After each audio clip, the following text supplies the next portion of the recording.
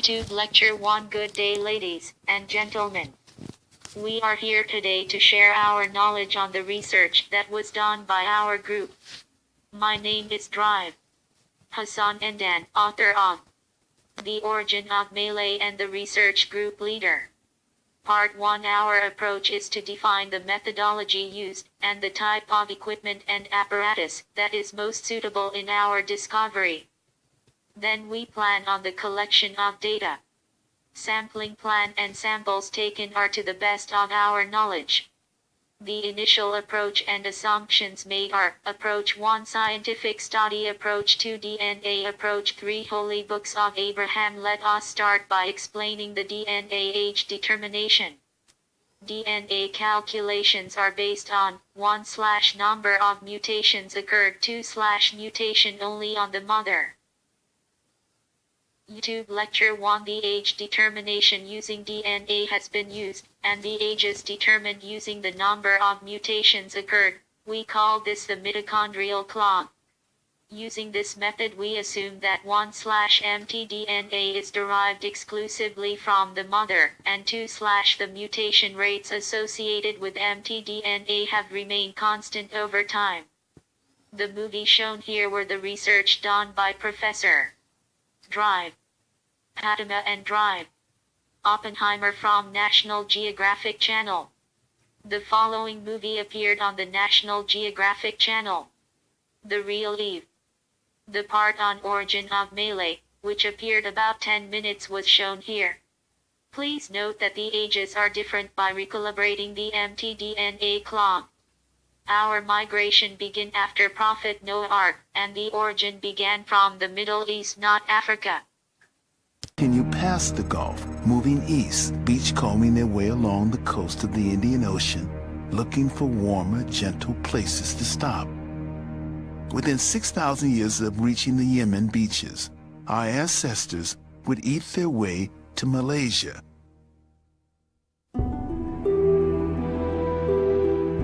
"6,000 miles from Africa, our family are deep in the tropical rainforests of Southeast Asia. These are the descendants of Eve, hunting in the jungles of Malaya, roaming in small bands, staying in one place long enough to reap the harvest of wildlife, and then moving on. Their bodies are beginning to adapt to the rainforest conditions. Away from the harsh African sun, their skins become lighter, their stature reduced by lack of meat. Like hunter-gatherers in the jungle today, they live on fish, rats, squirrel, and lizards, on canopy game, fruits, and roots.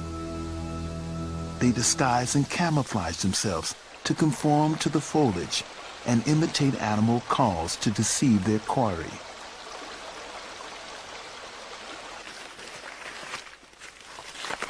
Life in the forest is shared with venomous snakes, cobras, pythons, and predatory animals.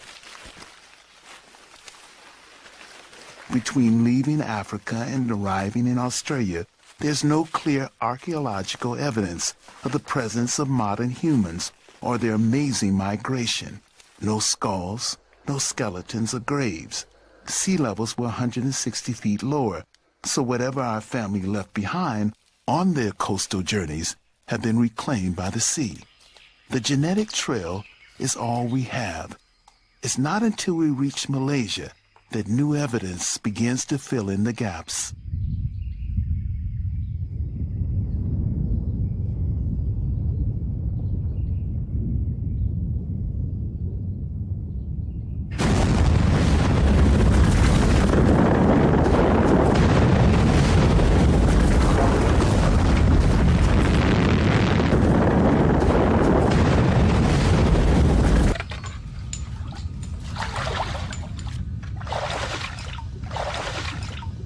The Great Toba eruption in Sumatra 74,000 years ago was the single biggest explosion in the last 2 million years. The plume was 25 miles high and plunged much of the world into 6 dark years of volcanic winter.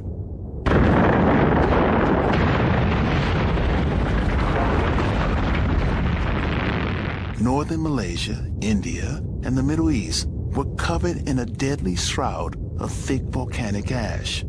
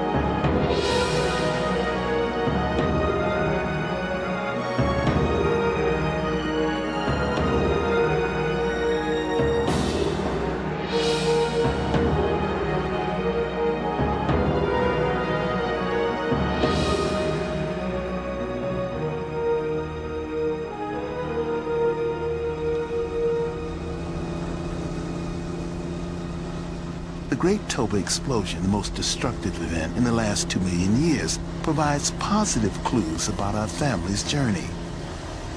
These are the Semang people, shy hunter-gatherers of the interior jungles in the Lake Peninsula. Much darker than the other Malaysian people who surround them, they are part of the Orang Asli group. Stephen Oppenheimer thinks they could be the surviving remnant of our out-of-Africa family that came through here 74,000 years ago. If our ancestors had passed this way on their route from Africa to Australia and New Guinea, it's likely they would have left a genetic trace. And we know from previous surveys that the Orang Asli, as a group of tribes in the Malay Peninsula of Malaysia, are among the oldest people in this region. And the Semang are probably the oldest of all. Stephen Oppenheimer has come to this remote Semang village to collect swab samples of DNA. These, he hopes, will confirm his idea.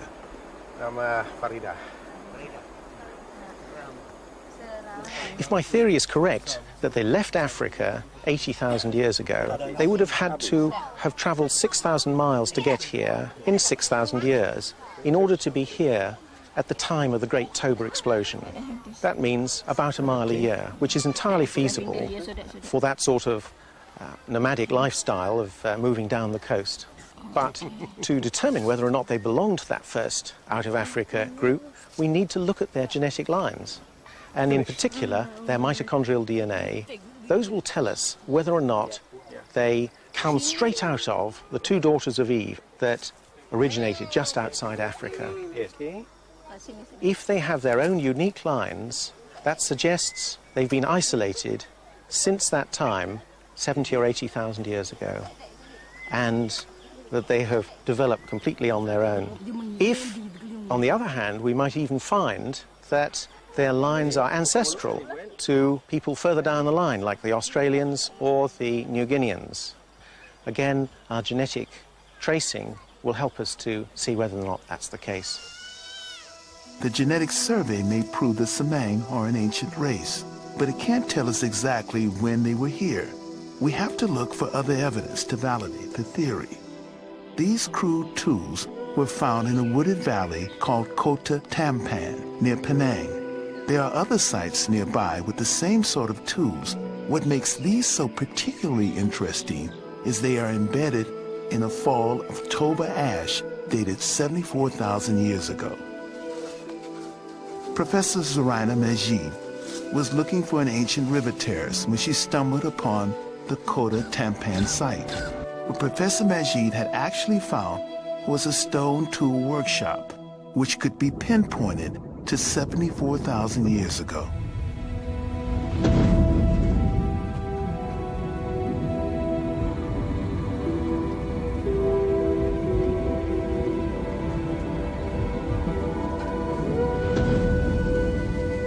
The ash covered the working floor. That ash has been dated to 74,000 years ago.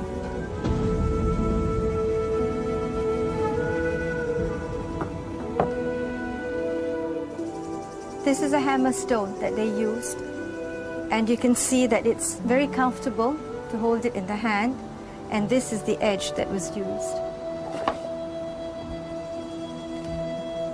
This is a chopper, a type that's seen in a lot of Asia and Southeast Asia.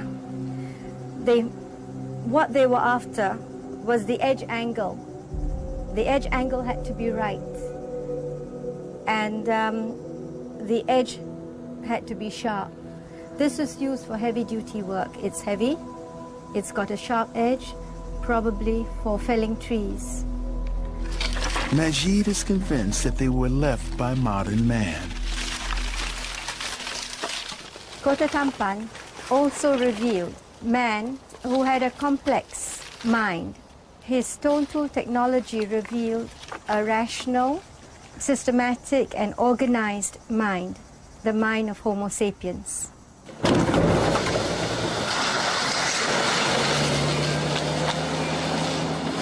These Kota Tampan tools are crucial for the dating of modern man's presence in Southeast Asia.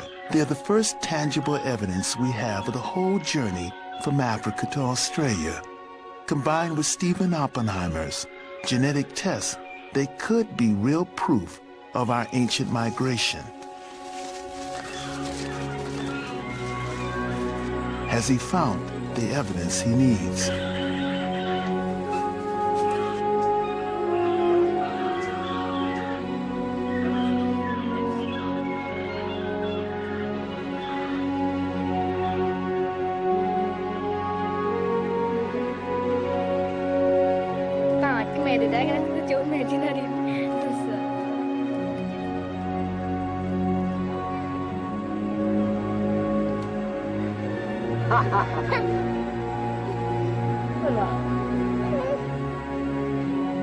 For the first time, archaeology and genetics gives us the same answer at this crucial point in our journey.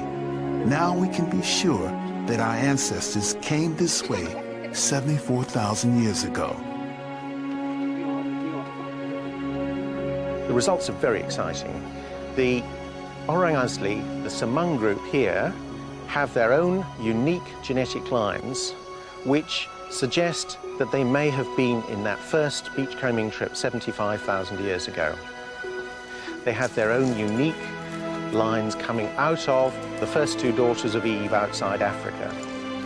And they trace right back there and are not shared with anyone else in Southeast Asia or in East Asia.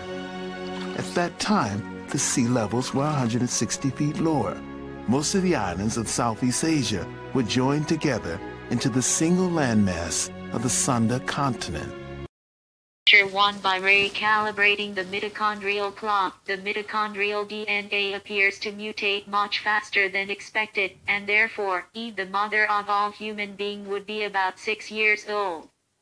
Based on this study, Eve lived about 6 years ago, the Perth man the Malay origin, about 300 years ago, and in Sarawak the Nyak caveman lived 300 years ago.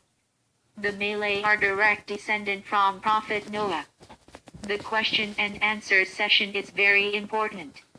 With this knowledge you will have a good knowledge of human origin. The detail is explained in our book, The Origin of Malay. This book is the bestseller because every time you read this book, it changes and you will get and gain something new.